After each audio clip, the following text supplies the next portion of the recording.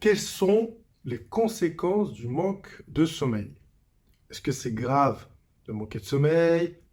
Comment est-ce que ça affecte tes performances sportives et cognitives, hein? C'est quand même important d'utiliser sa tête, hein. On est sur la chaîne du fitness intelligent, donc ne l'oublie pas. Et comment est-ce que tu peux arriver à prendre du poids à cause du manque de sommeil? Ça, c'est des choses qu'on va voir ensemble. Alors, si tu ne me connais pas, bienvenue sur ma chaîne où on parle fitness et nutrition. Et si tu débutes et que tu ne t'y connais pas, il n'y a pas de souci. Ensemble, on va avoir des solutions simples et efficaces que tu peux mettre en place rapidement pour en profiter.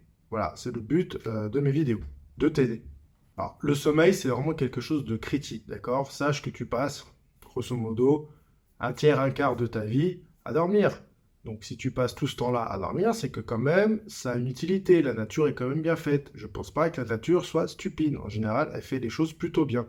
Donc, c'est vraiment important de dormir pour récupérer, physiquement et mentalement. Sinon, au travail, tu vas être complètement fatigué. Et puis, quand tu vas aller faire tes séances de sport, elles vont être vraiment à chier, quoi. Elles vont vraiment être nulles, quoi. Donc, c'est vraiment important d'avoir tes heures de sommeil. Je pense que déjà, tu devrais te dire que tu dois essayer de viser entre, c'est une fourchette évidemment, entre 7 et 9 heures de sommeil. Pour moi, ça me paraît être une bonne moyenne. Sinon, bah, commence-toi à te poser des questions, d'accord? Pourquoi? Est-ce que tu savais que si tu perds entre 5 et 6 heures de sommeil dans la semaine, donc grosso modo entre 3 quarts d'heure et 1 heure par jour, tu diminues ton taux de testostérone, donc surtout pour les hommes c'est important, donc tu diminues ton taux de testostérone pour avoir celui d'un homme 10 ans plus âgé que toi. Donc si tu as 20 ans, que genre tu es en mode warrior normalement au niveau des hormones, tu es tout au taquet, et bah une mauvaise nuit de sommeil, plus une mauvaise nuit, plus une mauvaise nuit, au fur et à mesure de la semaine ça te fait un déficit, et ben ton taux de testostérone, d'accord? Bon, après, je me fais pas de soucis. Quand tu es jeune, ça revient beaucoup plus vite, il n'y a pas de problème. Mais c'est quelque chose qui est vraiment important dès que tu commences à prendre un petit peu de l'âge. Comme moi, hein, j'ai plus 20 ans, donc faut surveiller tout ça. Alors, rigolez pas, les filles, d'accord? Parce que j'en vois qui vont dire, ah, les mecs, pas de testostérone. Bah, bref, on s'en fiche.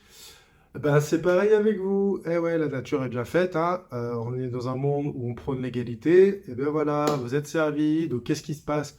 Vous, c'est pas forcément la testostérone, mais ça va être d'autres hormones de la santé reproductive, comme par exemple l'hormone lutéinisante, d'accord? Et l'hormone folliculo-stimulante. Ça va, j'arrive à prononcer. Bah.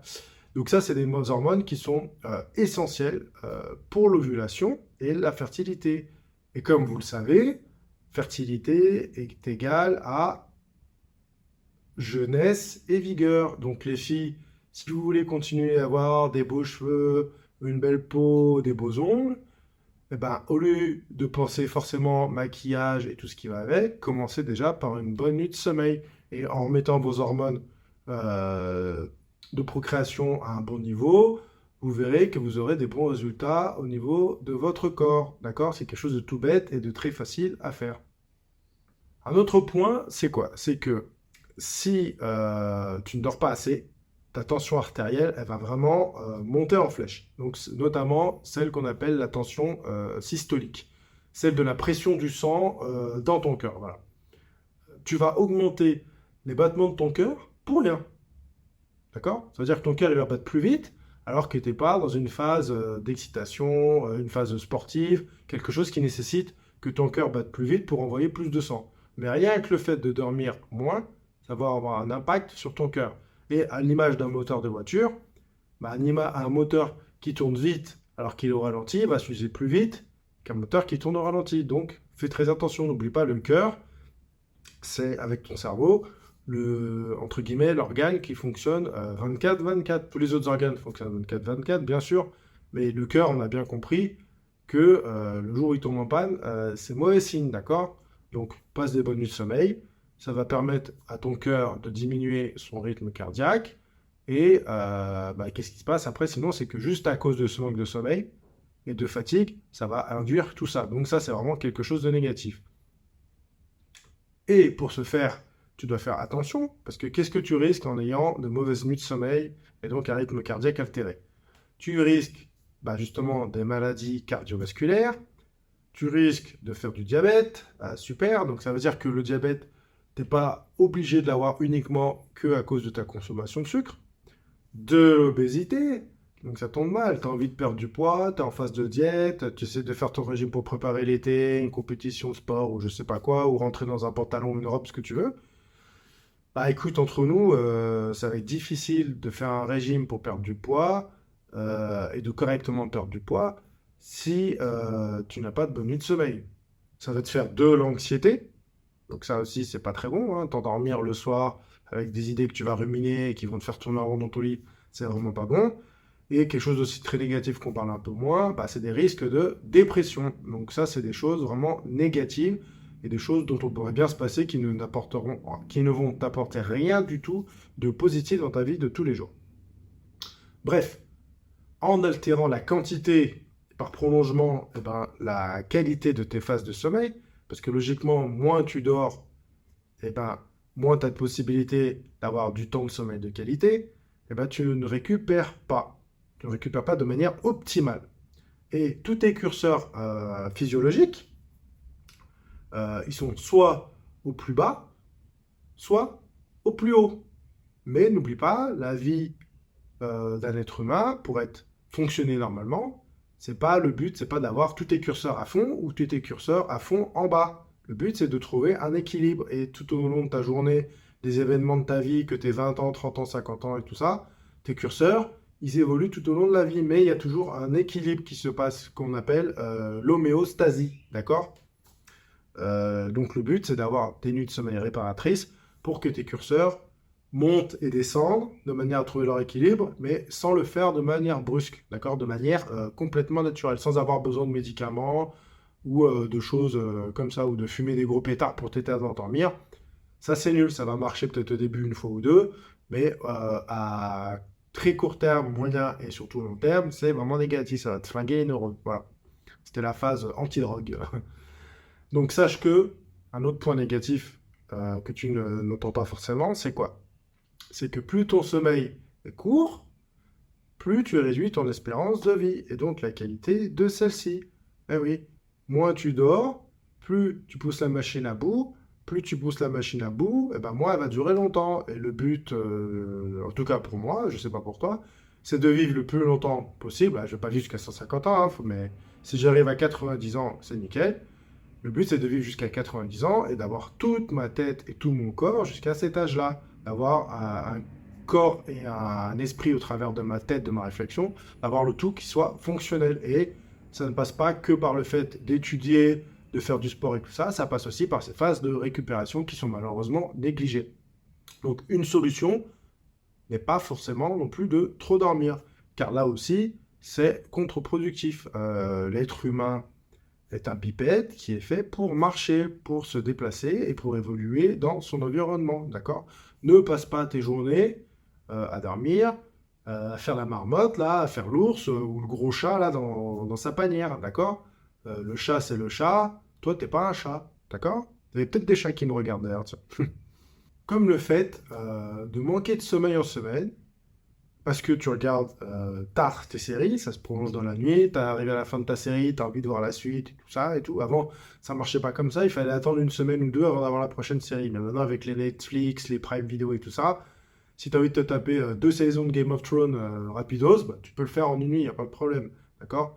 Ou alors que tu joues à la console, eh ben, c'est pas en faisant une grasse matinée le samedi matin ou le dimanche matin en disant bah, au lieu de me lever à 7h ou 8h, je me lève à 9h ou 10h que tu vas récupérer tes heures de sommeil que tu as perdues dans la semaine, d'accord?